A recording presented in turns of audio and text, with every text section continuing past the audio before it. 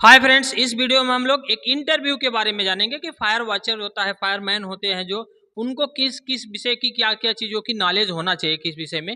तो जो फायर के बारे में कितना नॉलेज होना चाहिए उसके बारे में इसमें देखेंगे। यदि आप जो है बाहर जाते हो, विदेशों में कार्य करने के लिए जाते हैं, तो वहाँ पे आपका इंटरव्यू होता है। फायर वॉचर के लिए जाते हो तो वहाँ पे इंटरव्यू होता है। तो इंटरव्यू में आपको क्या क्या क्वेश्चन पूछे जाते हैं उसके बारे में इस वीडियो में हम लोग देखेंगे।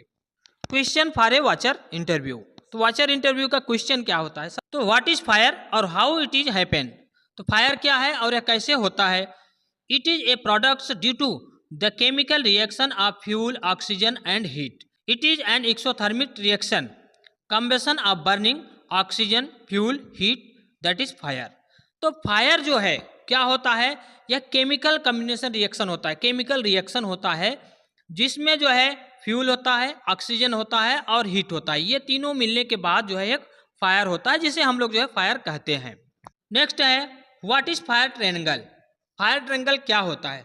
तो फायर ट्रायंगल क्या होता है? अभी हम लोगों ने देखा फायर ट्रायंगल होता है फ्यूल, ऑक्सीजन और हीट। यही केमिकल रिएक्शन जो होता है वही हमारा जो है फायर ट्रायंगल है। नेक्स्ट क्वेश्चन है what are types of extinguishers using in industries. Industries में किस प्रकार के कौन कौन से टाइप के फायर एक्सटिंग्विशर का इस्तेमाल होता है? इसमें है ड्राई केमिकल पाउडर एक्सटिंग्विशर्स, जो मेटल फायर में जिसका इस्तेमाल होता है। नेक्स्ट है कार्बन डाइऑक्साइड एक्सटिंग्विशर्स, जिसका इस्तेमाल इलेक्ट्रिकल फायर में होता है। फार्म टाइप एक्सटिंग्विशर, जिसका इस्तेमाल जो है ऑयल फायर में होता है।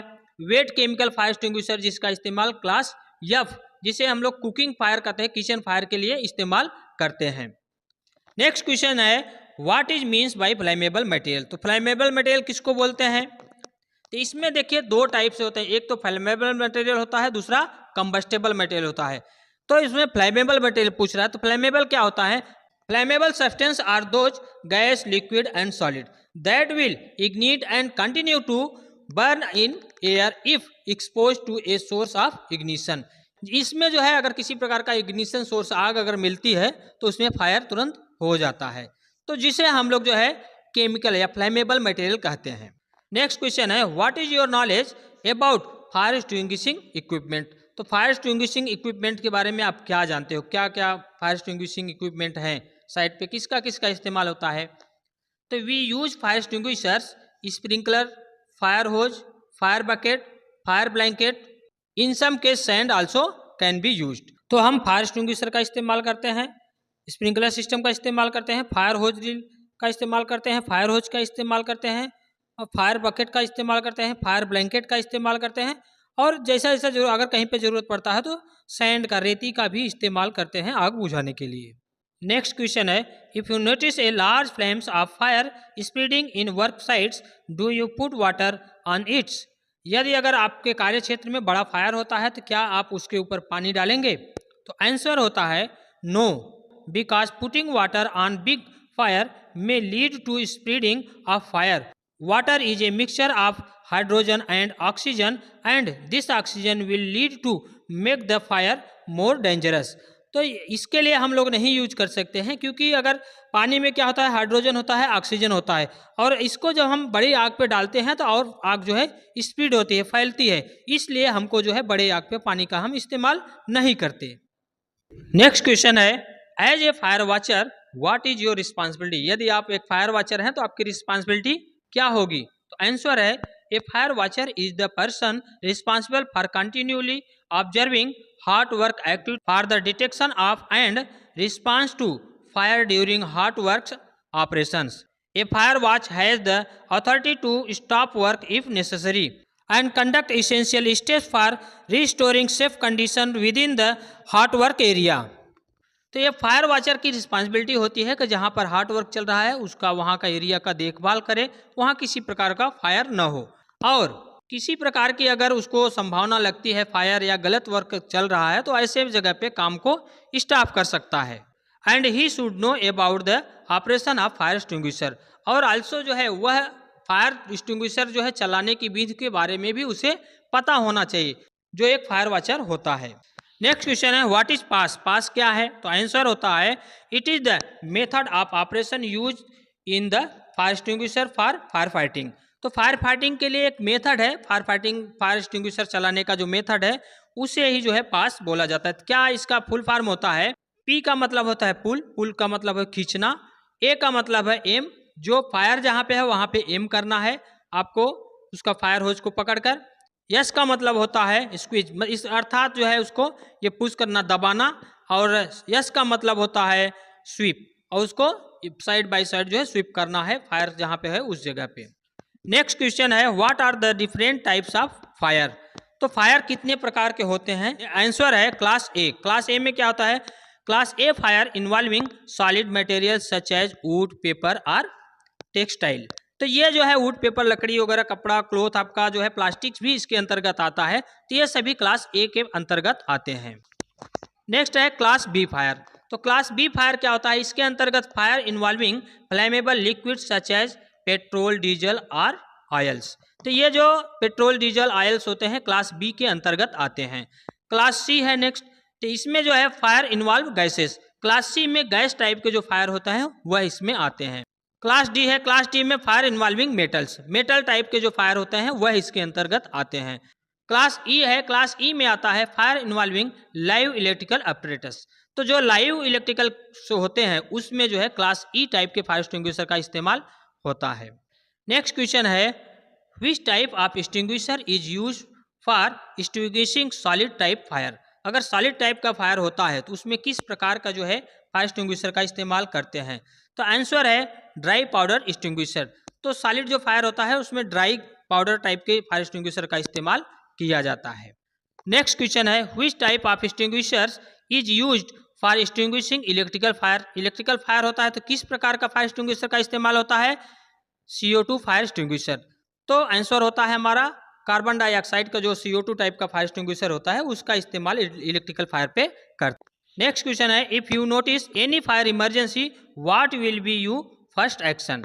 तो आपका क्या एक्शन रहेगा यदि आपने किसी प्रकार की इमरजेंसी, फायर इमरजेंसी देखते हैं? तो इसमें आंसर में आएगा different type of emergency can be causing inside like fire emergency, gas leakage, medical emergencies ETC। तो इस प्रकार से देखिए यहाँ पे कई प्रकार की इमरजेंसीज हो सकती हैं। फायर भी हो सकता है, गैस लीकेज भी हो सकता है, मेडिकल इमरजेंसीज भी आ सकते हैं जिसमें किसी को आंतरिक, किसी को जो है किसी प्रकार का मेडिकली जो है दिक्कत हो सकती है, या फिर कहीं से हाइट पर से कोई व्यक्ति गिर सकता है। ऐसी इस प्रकार की कई प्रकार की इमरजेंसीज आ सकती हैं।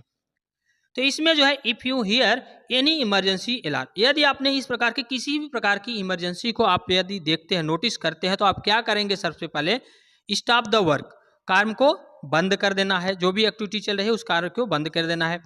तो inform to the emergency numbers, emergency जो है नंबर, कॉन्टैक्ट नंबर रहेगा उस पर हमको बताना है। तो क्या क्या चीज़ें बताना है जब आप इमरजेंसी कॉन्टैक्ट नंबर पे फ़ोन करेंगे? तो लोकेशन, आपको उस एरिया, उस लोकेशन को बताना है कहाँ पे हुआ है।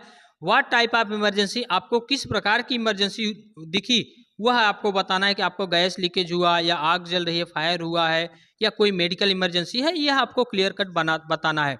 दूसरा, नंबर ऑफ पीपुल्स, वहाँ पे कितने लोग जो है हैं, कितने लोग कार्य कर रहे हैं, ज़्यादा आपको दिखेगा एक नंबर जो है आपको बता देना है कि इतने से लगभग इतने से इतने लोग यहाँ पे होंगे। तो एक नंबर जो है वहाँ पे आपको बताना है। नेक्स्ट आपको क्या करना है? Disconnect any machineries equipments which you are using. अगर किसी प्रकार की मशीनरी इक्विपमेंट आप यूज कर रहे हैं तो उसको डिस्कनेक्ट कर देना है। नेक्स्ट क्या करना है आपको? Check the wind direction and go to the cross wind direction toward the assembly point.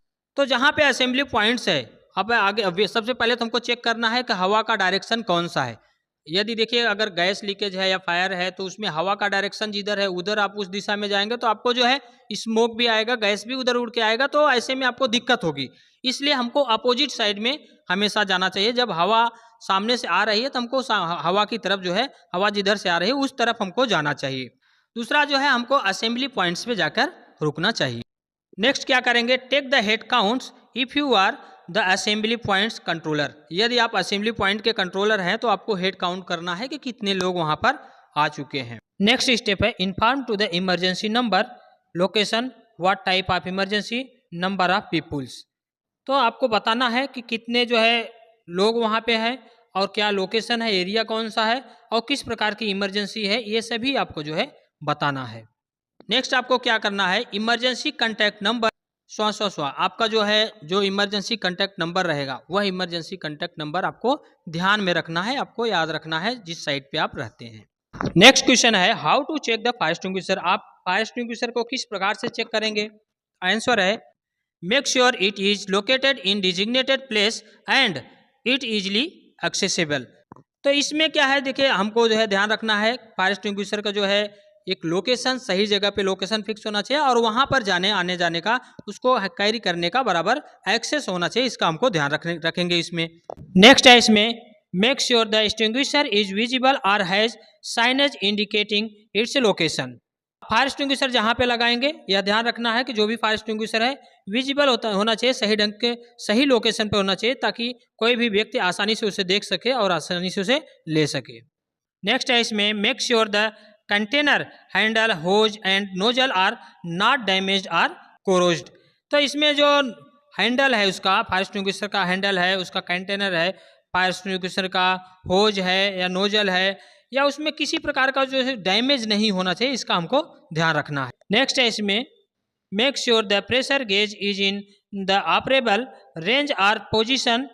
तो हमें ध्यान रखना है कि इसका प्रेशर गेज जो है ग्रीन जोन पे होना चाहिए, रेड जोन पे नहीं होना चाहिए। नेक्स्ट है इसमें make sure it is full by lifting it or weight it. तो इसको जो है हाथ से उठा के चेक करिए या फिर इसका वजन करके चेक करिए। तो फायर एक्सटिंग्विशर का वेट वो होना चाहिए, उसका फुल होना चाहिए, यह हमको ध्यान रखना है। नेक्स्ट है इसमें make sure the tag is attached and has an inspection records and record the date of your check on the tag.